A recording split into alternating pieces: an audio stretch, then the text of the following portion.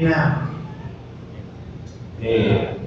personas que nos ayudan a aprender muchas cosas, y de estas personas debemos notar que también hay padres que representan una figura importante o figuras importantes en la Biblia, aquellos padres que fueron muy sabios en la Biblia y aquellos que no lo fueron. La figura paterna más importante de la palabra de Dios es Dios Padre. Es el modelo que siempre debemos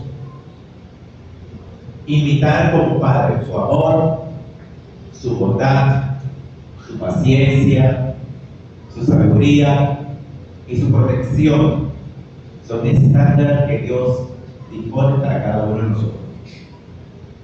Dios como Padre es tolerante, Dios como Padre es comprensivo, Dios como Padre responde a todas nuestras oraciones y proporciona una guía experta para ayudarnos a convertirnos en los hombres y padres de familia que todos deseamos.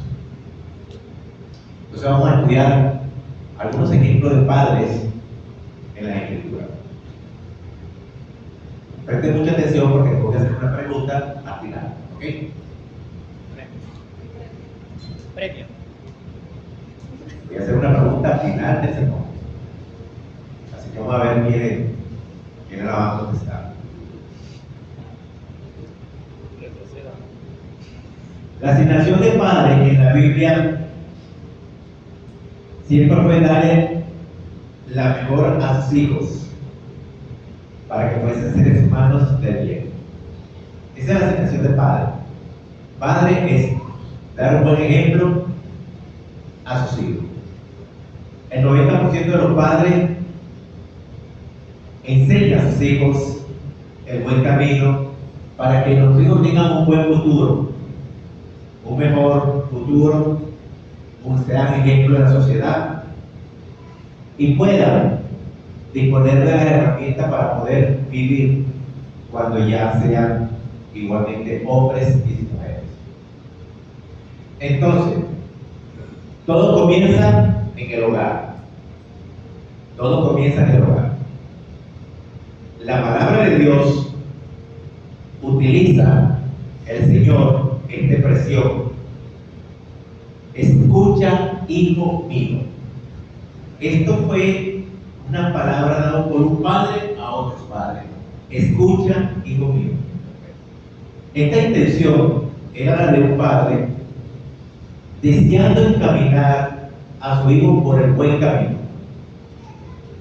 Hoy en día, todos los padres, o por lo menos todos los padres, tratamos de hacer eso, encaminar a nuestros hijos por el buen camino. Es por esto que la mayoría de los padres que vamos a nombrar hoy en la Escritura nos van a dar ejemplo, aún con todas sus fallas, aún con sus debilidades, cómo eran ellos delante de Dios. El primer padre aparte de Dios fue Adán. Y el problema con Adán era, siendo el primer hombre, el primer padre, no tenía ejemplo que seguir, porque era el primero. Hoy en día todos los padres que están aquí han tenido ejemplo de quién? De sus padres. Y los hijos tienen ejemplo de sus padres hoy en día. Pero Adán y ni Eva, ninguno de los dos. Entonces, desgraciadamente, Adán se desvió del ejemplo que Dios le había dado y hizo que el mundo cayera en el pecado. También podemos ver a Adán, que fue el primero que sufrió una tragedia familiar. Y la tragedia fue cuando uno de sus hijos, llamado Caín, mató a Abel. Entonces, en toda esta historia que nosotros hemos leído de Adán, ¿qué nos puede enseñar esto? Que todas las consecuencias de nuestros actos tienen un resultado.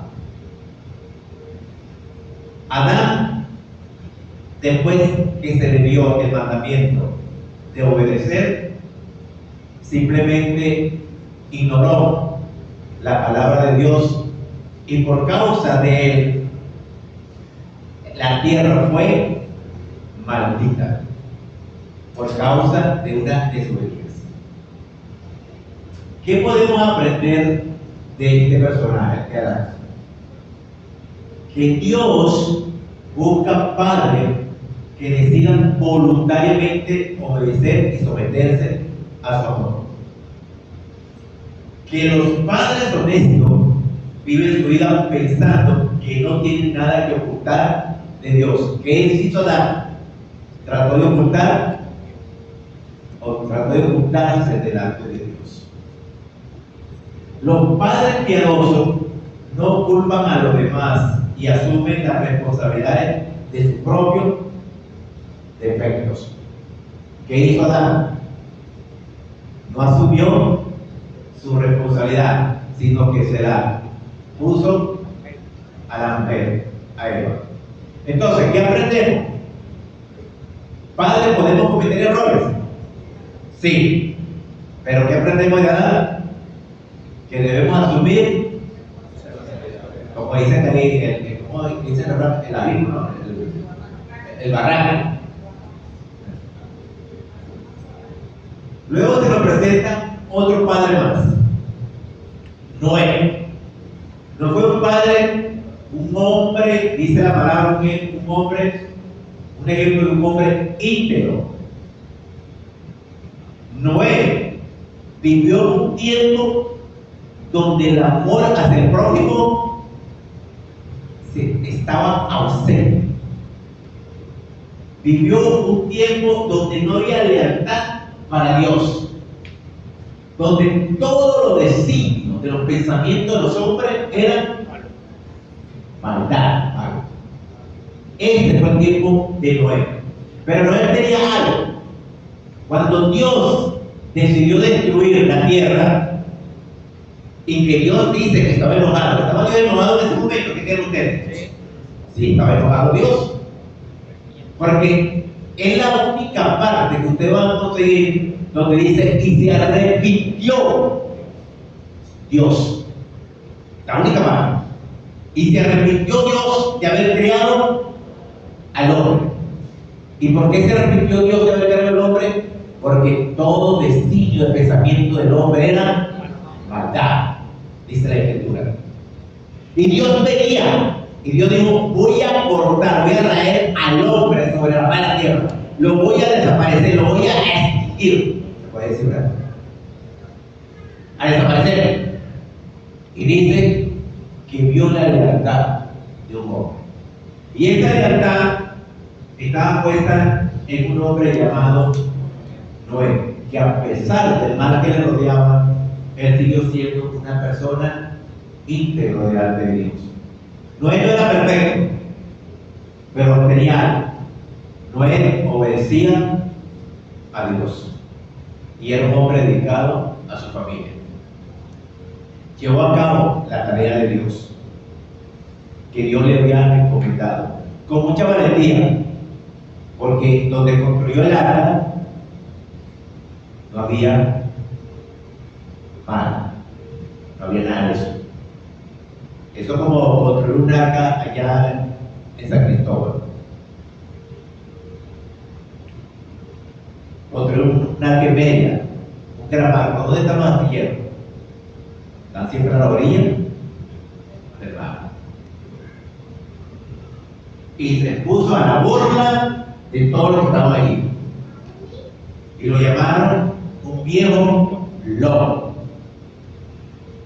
Y Dios le prometió a Noé bendecir y proteger a sus hijos, que fuesen fieles. Y tuvo 120 años, Noé, sometido a burla, pero sus hijos obedeciéndole a él, y todos obedeciendo a Dios. La obediencia no es una carrera corta, sino es un maratón, que significa que la obediencia es para toda la vida y una vida devocional o con devoción al Señor. Hay algunos que toman la obediencia por un tiempo determinado de su vida, pero Noé tuvo obediente. Bueno, ese tiempo duraba mucho tiempo, o sea, 2 años, pero habla que estuvo construyendo el arca por casi 120 años. Entonces, aunque los padres hoy en día tienen debilidades y muchas veces pueden caer en el pecado, hay que entender que tenemos un Padre amoroso en el cielo, que cuando venimos con actitudes humildes y arrepentidos, Él nos va a perdonar. Hoy escuché a un predicador en enlace. Pero tú ves enlace. En la mañana, los domingos, ponemos enlace que nos estamos preparando para ir a la iglesia. Y él decía algo que me llamó la atención: que Dios no conocía el perdón. Y me acuerdo que eso, que Dios no conocía el perdón. Porque como Dios nunca había pecado, ¿cómo conocía el perdón? ¿Están entendiendo eso? ¿Cuándo pedimos perdón?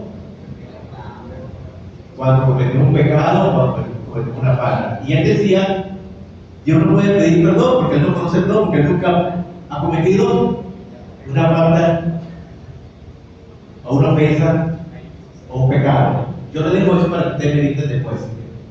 Por eso hay que meditar, porque el perdón proviene de Dios.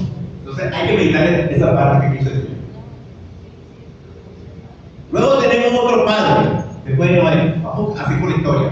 Abraham. Este hombre sí tuvo una vida complicada. Este padre. Porque tú sabes que es el padre de toda una nación. Fue un reto que Dios le plantó a Abraham, el gran líder de la fe,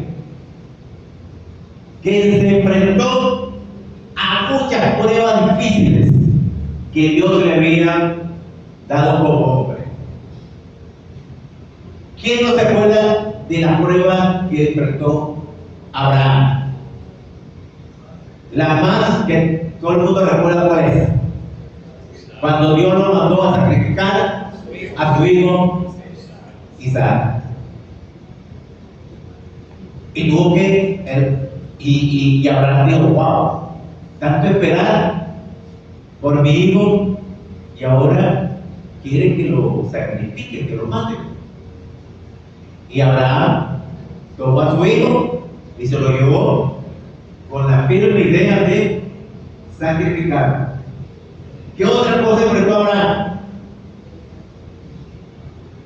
Su hijo Ismael, ¿se acuerdan? Cuando después de haber tenido Ismael, Sara le dice, échalo de la casa. ¿Dónde pertenece el niño? Abraham fue un gran líder, pero a pesar de que aún mintió, ¿se acuerdan que él mintió cuando le dijo a su esposa Sara que no dijera que era su esposa sino su hermana? Dios quiere utilizarnos a todos los padres a pesar de nuestro defecto. Y es que tenemos defectos. Los padres que están aquí tienen defectos. Es obvio. Todos tenemos defectos. Pero tenemos un Padre Celestial que nos quiere utilizar. Dios nos salva y nos sostiene, incluso sabiendo que nosotros cometemos errores. Pero la verdadera fe agrada a Dios, y Abraham es nombrado como el padre de la fe.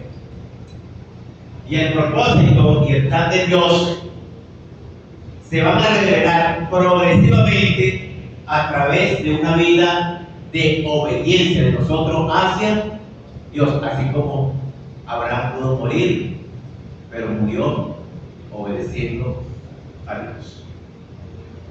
Luego tenemos otro padre. En este caso sería Isaac. Se burlaron a primero viene Isaac.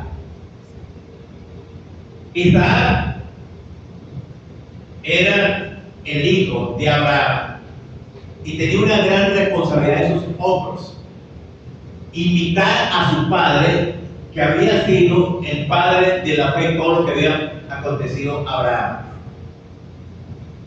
Me imagino que seguir los pasos de Abraham para Isaac tuvo que haber sido difícil. A pesar de todo esto, puede que Isaac en algún momento pensara y tuviera un pensamiento de resentimiento hacia su padre cuando se recordó que lo iban a sacrificar. O sea, me llevó para a sacrificar. Y no estamos hablando de un niño, estamos hablando de un adolescente. Isaac cuando le pasó todo esto. Hay algo que hizo Isaac que supuestamente no agradó a Dios. ¿Qué cree usted que fue? Con sus dos hijos. La preferencia, haber preferido a uno más que el otro. Lo amaba a los dos, claro, pero ahí hay lo que llamamos nosotros, hay un pariental. Él con Esaú y Jacobo, ¿con quién? ¿Cómo se llama la madre de Raquel? Rebeca. Ay, que quedaron atrapados ahí. Rebeca. Ya me cambiaste la esposa. Y Rebeca era ¿por qué? Con Jacob. ¿Cuál es el pecado? De la preferencia. Y eso trajo mucho mal. ¿Qué aprendemos de Isaac? Que era un hombre que le gustaba orar y Dios respondió a sus oraciones. Es más sabio confiar en Dios que mentirle a Dios. Y los padres aquí no deben favorecer a uno de los niños. Si tienen 3 niños, a los 3 deben amar. Ahora, si tienen un niño, no solo, bueno, no hay problema. Luego tenemos al siguiente padre. Ahora sí, ¿quién viene en la lista? Según la historia bíblica. Jacob, por supuesto. Jacob fue un padre conspirador. Ya, imagínate, lo primero fue Francia. Padre conspirador, Jacob, que trató de hacer su propio camino en lugar de confiar en Dios. Y con la ayuda de su madre Rebeca, conspiró, hizo planes para quitarle la progenitura a su hermano Esaú. Y se la quitó. Claro que se la quitó. También le quitó todas las bendiciones, se la quitó. Claro que sí. Entonces, cuando vemos a Jacob delante de Dios, ¿cómo lo vemos? Tramposo. El tipo era ¿cómo? Tramposo. De por ahí, era engañador. Y tenía una madre que también, como dice por ahí, Dios nos une. ¿Y ellos qué? No. ¿Qué decías tú? ¿Estás diciendo algo? No, pero ella dice, Dios nos cría.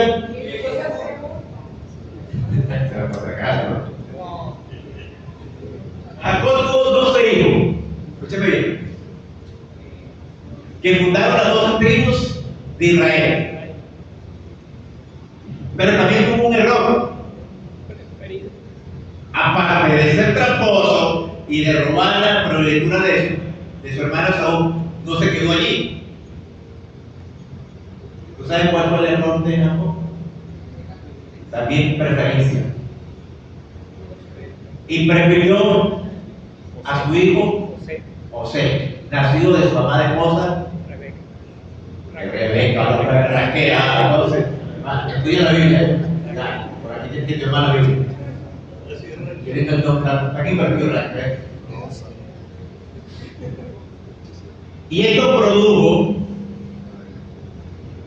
que los hermanos sintieran envidia por José, y todos sabemos la historia que pasó, la lección que Dios nos da a través de él. ¿Qué aprendemos de Jacob? Que debemos confiar más en Dios y en recibir sus bendiciones. Que luchar contra Dios es una batalla perdida. A menudo nos preocupamos por no cumplir la voluntad de Dios, sino cumplir nuestra propia voluntad. Pero Dios trabaja en nuestros deseos y errores. Dios trabaja en nuestras decisiones equivocadas aún. Dios está allí presente con nosotros. Y si ya Dios dispuso de un plan y un proyecto para ti, Padre, Dios no lo va a cambiar. Aún que tú cometas errores, Dios va a estar contigo. ¿No sabía Dios cómo iba a actuar Jacob? Claro que sabía. Dios sabía todo eso, pero no cambió el hecho de que iba a ser el padre de las 12 tribus de Israel. Continuamos. ¿Cuál se imagina usted que viene? El siguiente padre. Moisés. Moisés tuvo dos hijos, Gersón y Eliezer. Fue una figura paterna para todo el pueblo hebreo que había escapado de la esclavitud de Egipto. Amó a una nación y vivió con esa nación 40 años en la tierra, disciplinándolos, ayudándolos, sufriendo vituperios, burlas, sufriendo traiciones. A veces se le consideraba como el superhombre, pero también era un simple humano. Moisés es un ejemplo de padres que, aunque tengamos tiempos difíciles, buscaba siempre el apoyo de Dios. Y para nosotros debemos aprender que la presencia de Dios en nuestra casa es posible. Aprendemos de Moisés que para ser un buen líder a veces necesitamos delegar, como sucedió con Moisés, que quiso abarcar todo y se le está complicando todo hasta que su suegro le dijo: así no puedes. Tienes que comenzar a delegar. Moisés mantuvo una relación estrecha con Dios. Dios también quiere mantenerla con todos los padres que estamos aquí. Nadie puede cumplir la ley de Dios a la perfección, nadie. Todos necesitamos de la ayuda de Dios en nuestra vida. ¿Cuándo? Siempre. Día tras día. Y un padre fiel a Dios es un padre que sabe que necesita de Dios para criar a su familia y a sus hijos. Y escuchen algo. ¿Cómo comenzar? Oye, hijo mío, ¿qué dice? ¿No se acuerdan cómo comenzar? ¿Qué fue lo que yo dije cuando no la pregunta que dije? Que en la Biblia siempre está esta expresión. Escucha que, hijo mío. Escucha, hijo mío. ¿Qué significa? Presta atención a lo que te va a decir tu padre a quién, a un hijo. Posteriormente tiene otro padre más. Josué. Yo sé que ustedes van así, no es Josué. David, padre del rey Salomón. Un hombre que fue nombrado con un corazón conforme al corazón de Dios. Una de las grandes figuras de la Biblia. Un hombre que la Biblia nos lo muestra como uno de los favoritos de Dios. David, desde muy temprana edad, antes de ser padre, confiaba en Dios. Creyó en Dios desde temprana edad.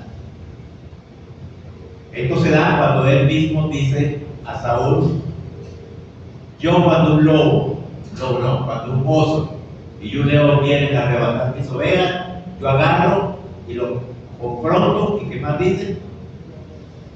Y los mato. Y él no tenía metralladora ni granada ni nada de eso. Lo mataba con sus propias manos. Y pudo así, la historia de David y Goliat pudo vencer a Goliat. Pero cuando él venció a Goliat, ¿era padre? No. Ahora, ¿por qué nombramos a David aquí como un padre que también cometió error? Porque cometió un gran pecado. Adulteró y asesinó. Adulteró y asesinó. Y la ley decía que tenía que ser castigado y también tenía que ser eliminado. Pero ahí vemos otra vez la misericordia de Dios. Pero vemos la misericordia de Dios porque Él se arrepintió y fue perdonado por nuestro Dios. Su hijo Salomón se convirtió en uno de los más grandes reyes de Israel. ¿Qué aprendemos de David? Aprendemos de David que debemos tener un autoexamen honesto y necesario para reconocer nuestros propios defectos y errores. Que lo que Dios quiere es que nosotros en nuestros corazones, que no se puede ocultar ningún pecado delante de Dios, y que el pecado tiene consecuencias. Pero sobre todo, a pesar de todo eso, el Señor está siempre con nosotros, como lo tuvo con David. Haber cometido todo eso, se arrepintió y ya está. Y vemos la historia después de David. El siguiente padre. ¿Quién quiere usted? ¿Qué sería? El menos nombrado en la Biblia. Nombraron todo una figura increíble. Y el menos nombrado, ¿quién quiere usted? José. Pero no José, el hijo de Jacob, sino José, el esposo de María, el padre adoptivo de Jesús. Es el menos nombrado y el menos valorado en la Biblia. Sin duda es José, el padre adoptivo de Jesucristo. Superó grandes retos para proteger a su esposa María y a su hijo Jesús.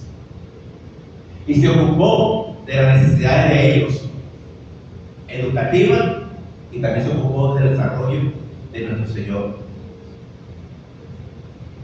¿Qué superó José? Primeramente, la supuesta infidelidad. ¿De quién? De María. Eso le estaba atormentando a él. Claro que le estaba atormentando, pero lo superó. Después, ¿qué hizo? La llevó a Belén. Después, ¿qué hizo? La atendió en su embarazo.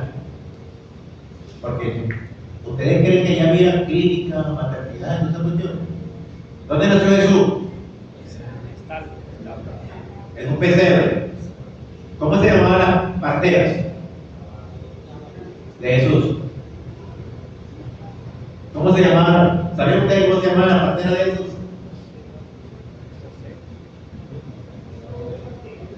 No había partera. Si ella hubiese estado viviendo en una ciudad, su propia ciudad sí, lo hubiese conseguido. Pero estaba de extranjera en Belén y vino su nombramiento. Ahora vemos a José padre, pero también vemos al doctor José. ¿Verdad? ¿Por qué hizo José? Porque ayudó a su esposa a traer a su hijo al mundo. Luego que vemos a José protegiendo a su hijo, Jesús, ¿dónde lo vemos? Huyendo para dónde? Para Egipto. Allá, yendo a Egipto. Y estando ya en Egipto. Luego lo vemos regresando. Y en una oportunidad, Jesús fue al templo y se halló Jesús discutiendo con quién, con los grandes teólogos en el templo.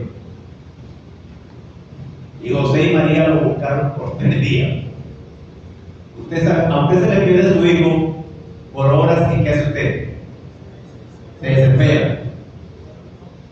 Pero un día, si pierde a su hijo, ¿qué pasaría con usted? Pero ¿sabe qué pasó aquí? 3 días. ¿Cómo estaba José? ¿Cómo estaba María? Tuvieron que dejar la caravana que iba de regreso y se fueron otra vez a Jerusalén a buscarlo. 3 días. Y después que lo consiguieron, le dieron una paliza. Que eso es lo que pensamos cada uno de nosotros, ¿verdad? Cuando lo encuentran y tal. Esa es la reacción, pero por dentro, ay, que esté bien y tal. Y cuando vieron a eso, nada le dice de paliza, olvídense de eso. Pero hubo un regaño. Y María se le preguntó, bueno, ¿qué nos ha hecho? ¿Por qué te quedaste, chico? Tu padre y yo, mira, estamos con el corazón en la boca. ¿Y él qué dijo? En los negocios de mi padre me es necesario estar. Aquí era lo importante. ¿Cuál era el negocio de José? ¿Cuál era el negocio de José? José era carpintero. Entonces, Jesús aprendió que la carpintería, ¿o no? Vivió con ellos 30 años.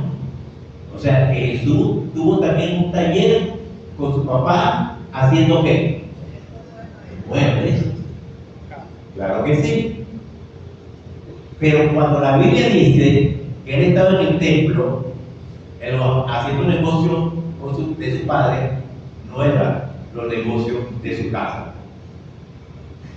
No eran los negocios de José, eran los negocios de su padre celestial. Ese era el negocio. Y la Biblia dice que Jesús crecía, pasen adelante, crecía en sabiduría y en qué más. Pasa, hermano, pasa. En sabiduría y en siembra. Estatura y sabiduría. En estatura y en conocimiento, sabiduría. Y también dice que se sometió a su padre. ¿Qué aprendemos de José? Aprendemos de José la misericordia que siempre va a prevalecer. Aprendemos de José la obediencia que puede llevar, aún creyendo que somos avergonzados ante los hombres, pero que teniendo a Dios, Dios nos conduce, aún cuando cada quien nos juzga por nuestros actos, Dios está allí con nosotros. Aprendemos de José que Dios bendice a la persona honesta y recompensa su confianza. Eso aprendemos de José. Dios es el Padre de la tercera persona de la Trinidad, Dios Padre. Dios es el creador de las cosas, su único Hijo, Jesucristo. ¿Qué aprendemos de este Padre que es proveedor, protector? ¿Qué aprendemos del Padre Celestial, que también tuvo su Hijo? Aprendemos de Dios Padre que Dios es inmutable y nunca cambia. Que lo que Él dice, así es. Y que podemos confiar 100% en Él, porque Él no va a cambiar. Lo que Él te dice, así es. ¿Qué aprendemos de Dios Padre? Que sus pensamientos son diferentes a nuestros pensamientos. ¿Qué aprendemos de Dios Padre? Que Dios Padre es fiel mientras nosotros somos infieles. ¿Qué aprendemos de Dios Padre? Que Dios Padre es amor y tú eres. ¿Qué soy yo? ¿Qué aprendemos de Dios Padre? Que es ejemplo para todos nuestros padres terrenales.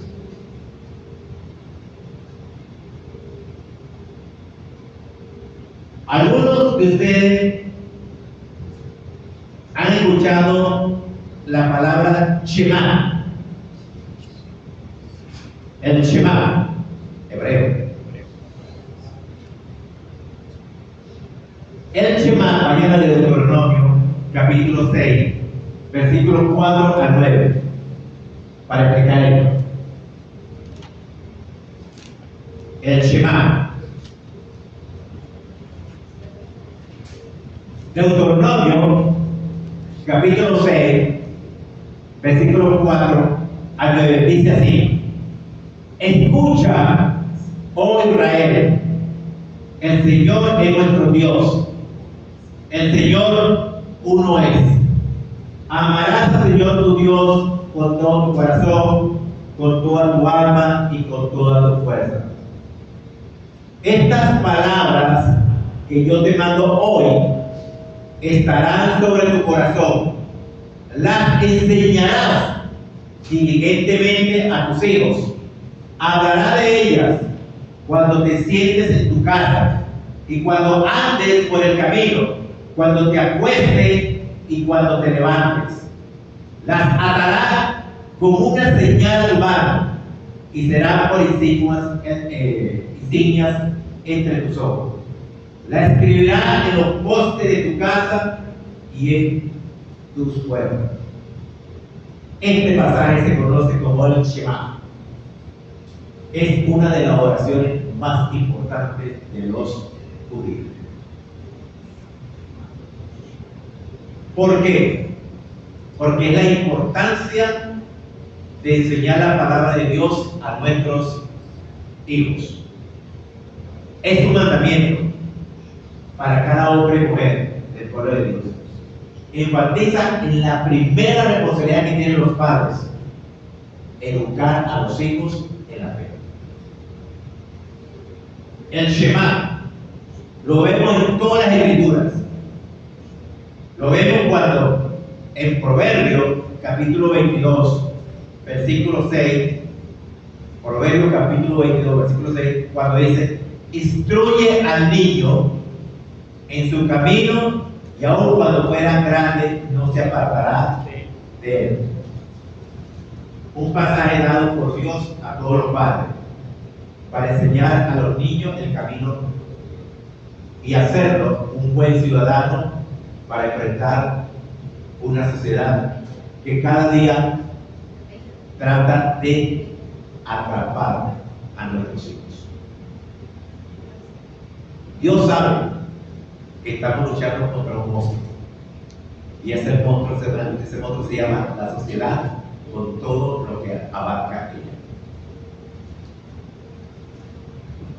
Por otro lado,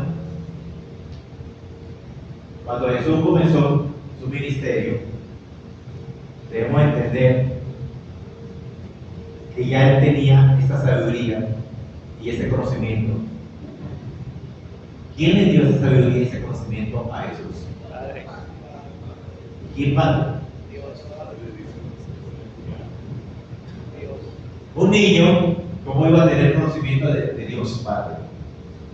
¿Quién enseñó a Jesús en los caminos de su padre? José. ¿Ah? José. José y su madre María. Porque crecía en qué? En sabiduría y en sabiduría y en conocimiento. Fue responsabilidad de José, el carpintero, y su madre María.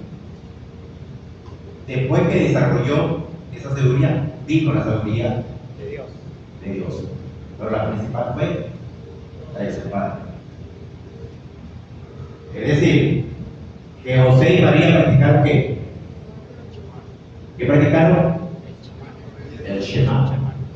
Todos los días, incluyendo a Jesús.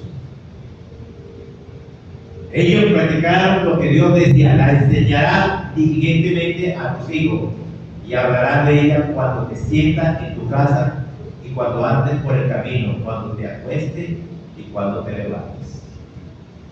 Eso.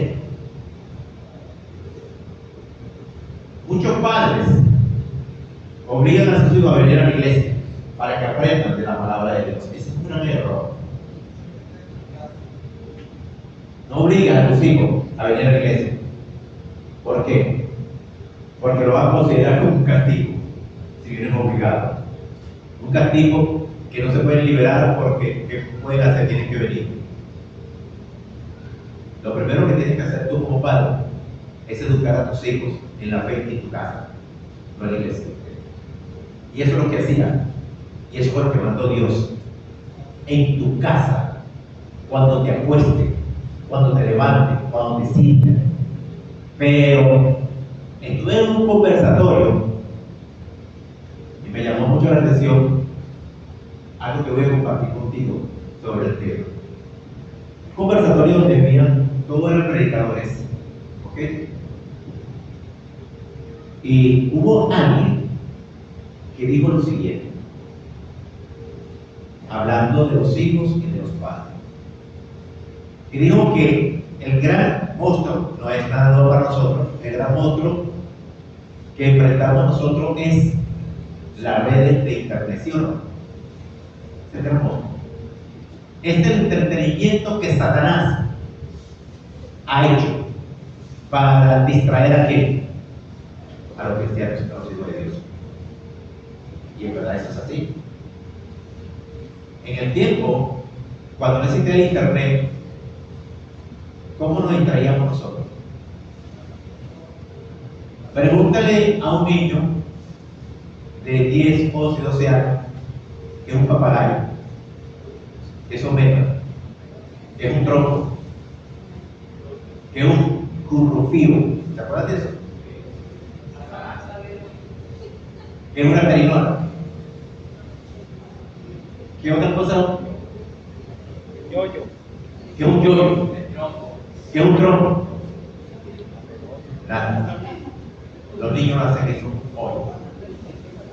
Porque los niños todos lo tienen. En una tabla, como dice por ahí, o el celular. Y en el conversatorio salió esto, y a mí me llamó mucho la atención cuando alguien dijo: Satanás astutamente está destruyendo a los hijos. Astutamente lo está haciendo. ¿Por qué? ¿Qué le damos a nuestros hijos cuando ya tienen edad de 8 o 9 años? Un teléfono, una tabla. Entonces lo limitamos. Anteriormente, a nosotros como niños nos tenían que dar un grito para que entráramos a nuestra casa. ¡Déjame en la calle! Ese era el grito. Hoy en día, a los niños hay que obligarlos a ir a la calle, porque se la pasan encerrados en una tabla o en un teléfono. Pero ahí no queda todo.